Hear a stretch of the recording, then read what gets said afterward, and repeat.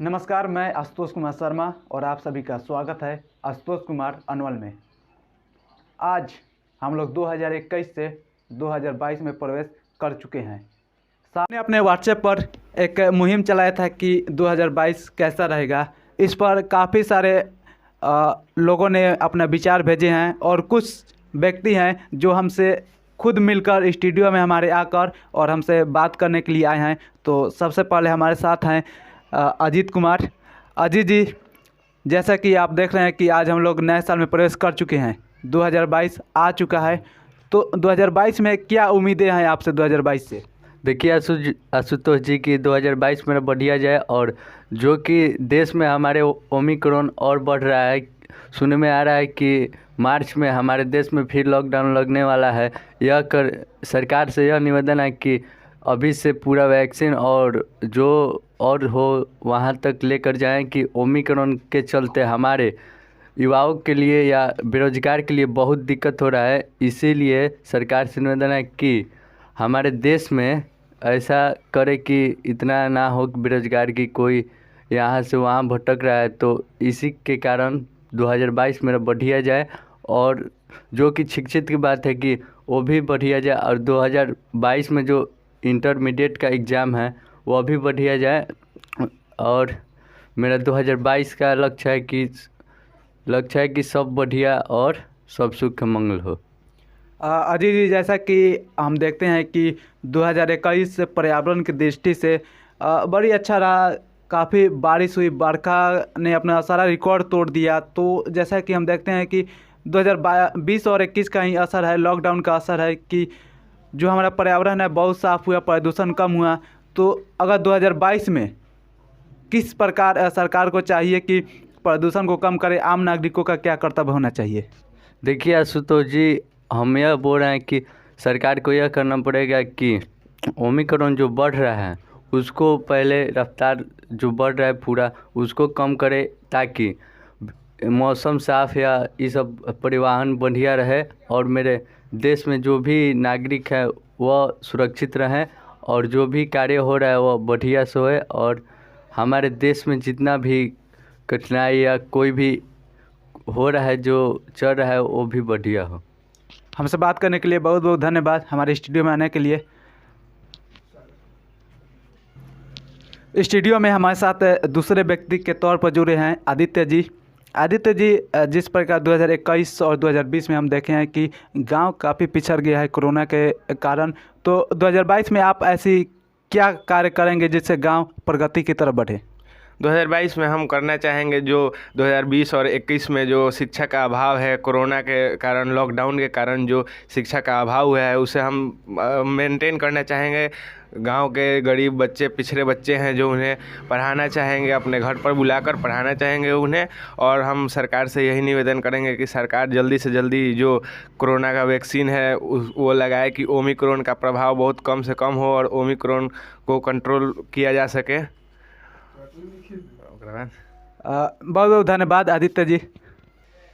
आदित्य जी, जैसे हम देख रहे हैं कि गांव में जो लोग पर्यावरण के प्रति कम जागरूक हैं, तो पेड़ पौधे ज़्यादातर काट दिए जाते हैं। तो आप इन सबको बचाने के लिए क्या करना चाहेंगे? हम यही करना चाहेंगे कि जो हमारे दोस्त मित्र हैं उनसे कहेंगे कि पेड़ की कटाई को रोक लगाया जाए। पेड़ की कटाई जहाँ भी हो उसे देखकर उसे समझाएं, उस व्यक्ति को समझाएं कि जी पेड़ की कटाई ना करिए, पेड़ कटने से हमारे पर्यावरण को बहुत हानि हो रहा है।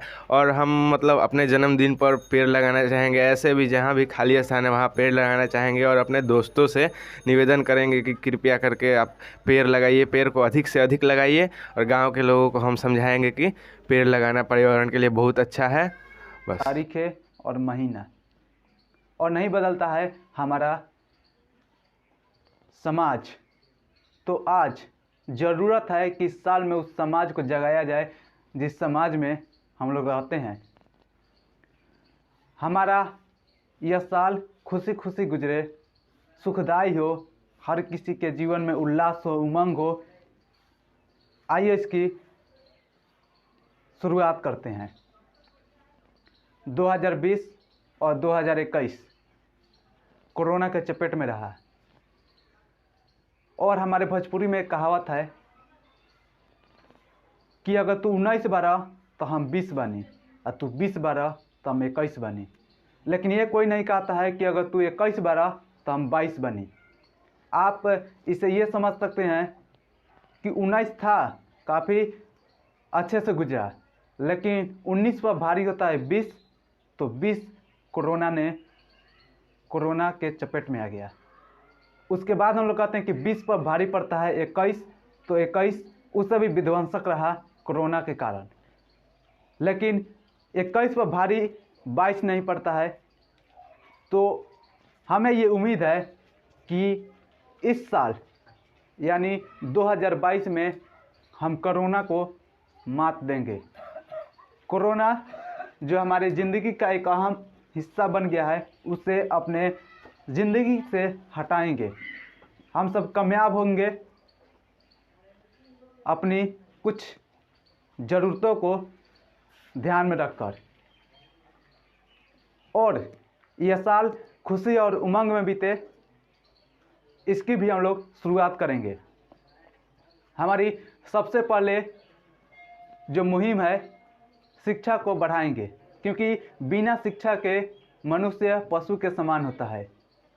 हमारे कई ऐसे माननीय हैं जो शराब को बंद कराने के पीछे पड़े हैं, लेकिन वो अगर चाहते हैं कि शिक्षा को बढ़ा दें तो शराब अपने आप ख़त्म हो जाएगा। आप समाज मत सुधारिए, आप शिक्षा को बढ़ा दीजिए, क्योंकि जब शिक्षा को बढ़ाइएगा तो समाज अपने आप सुधर जाएगा। इस जीवन की सबसे बड़ी ज्योति शिक्षा है, और उस ज्योति को जब तक हम लोग नहीं जलाएंगे तब तक किसी भी समाज की रूपरेखा तय नहीं किया जा सकता है। हमारे सामने दूसरा जो सबसे बड़ा मुद्दा है वो है स्वच्छता का।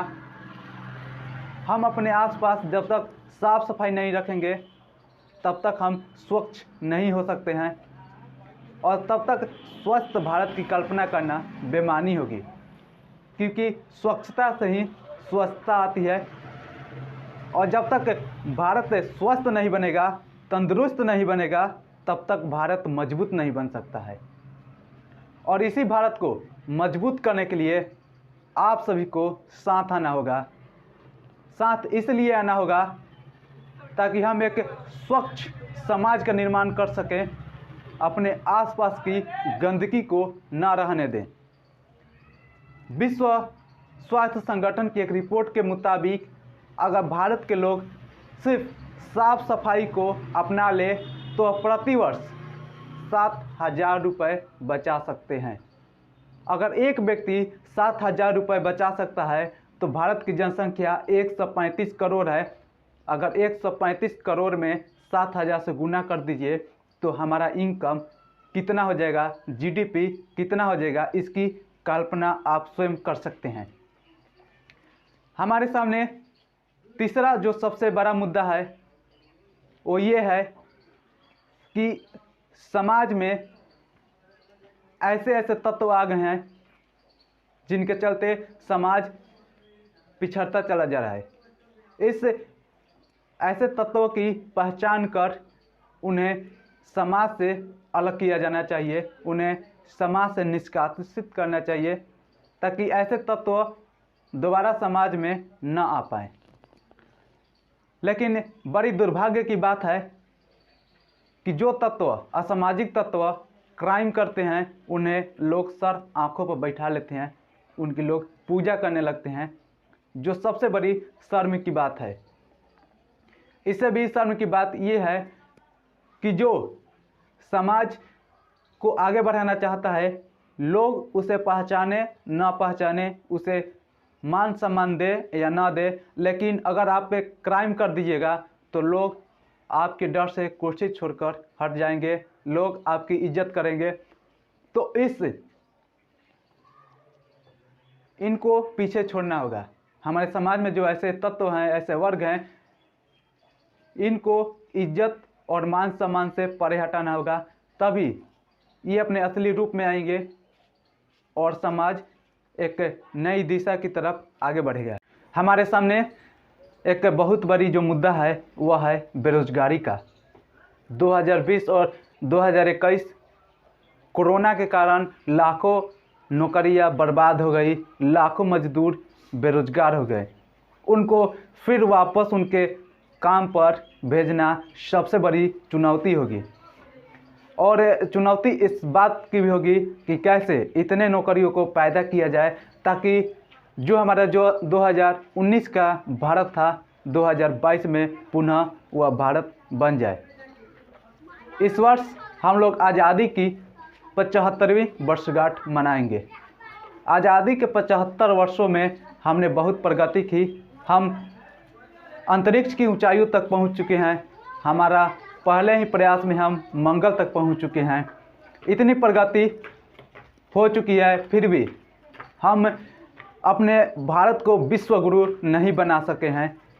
तो इस वर्ष हमें सभी को ये कोशिश करनी चाहिए कि भारत विश्व गुरु की तरफ कदम बढ़ाए, क्योंकि जब तक भारत विश्व गुरु की तरफ कदम नहीं बढ़ाएगा हम सब भारत के असली नागरिक नहीं हो सकते हैं। भारत के प्रत्येक नागरिक का ये कर्तव्य है कि वो भारत के विकास में अपना योगदान दे, क्योंकि जब तक हम अपना योगदान नहीं देंगे तब तक भारत के विकास की कल्पना नहीं कर सकते हैं। इस वर्ष हम लोग आज़ादी के 75वीं वर्षगांठ में हम सिर्फ ये ना समझे कि जो सीमा पर आते हैं वही देश की सुरक्षा करते हैं, वो हमारे लिए पूजनीय हैं, लेकिन हम सबका भी कर्तव्य है कि हम सब भी देश सेवा में अपना योगदान दें। तो आप और हम योगदान कैसे दे सकते हैं? सबसे पहले तो हमें छोटी छोटी बातों का ध्यान रखना पड़ेगा, जैसे कि हम अपने आसपास की गंदगी को हटाएं, साफ़ सफाई रखें। अगर हमसे हो सकता है तो किसी ऐसे बच्चे को पढ़ाएं जिसके घर वाले गरीब हों या उसका कोई सहारा ना हो। अगर हम ऐसे बच्चे को शिक्षा के मुहिम से जोड़ते हैं तो देश सेवा होगी, राष्ट्र भक्ति होगी। और राष्ट्र भक्ति यह भी होगी कि क्या हम अपने देश के जो ऊर्जा हैं उसको बचा पाते हैं, क्या हम अपने देश के ऊर्जा उत्पादन में अपना योगदान दे पाते हैं। इसकी शुरुआत कैसे हो सकती है? तो सबसे पहले हम अपने घर की जो अनावश्यक लाइट है, टीवी है और बहुत सारी इलेक्ट्रॉनिक उपकरण हैं जिनको अगर ज़रूरत ना हो तो उसे बंद रखा जा सकता है। यह भी एक प्रकार से देशभक्ति है, देश सेवा है। इसी के साथ आप सबको नए वर्ष की ढेर सारी शुभकामनाएं। ये नया वर्ष हमारे जीवन में खुशियां ही खुशियां लाए। आप सभी का बहुत बहुत धन्यवाद। नमस्कार।